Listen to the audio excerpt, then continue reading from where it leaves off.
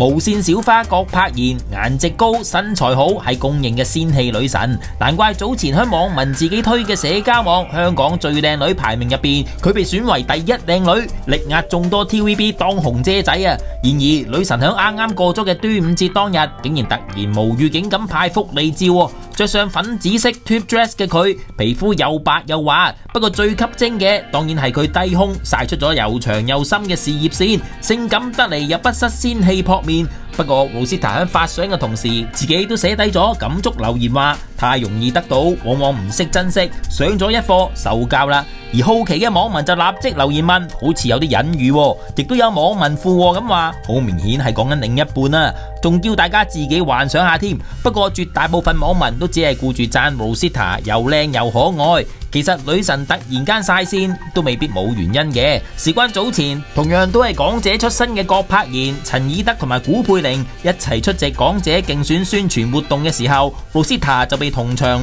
露出3寸深溝嘅古佩玲搶盡風頭。今次 Rosita 自己派福利，證明咗排名第一嘅香港靚女絕對唔係浪得虛名㗎。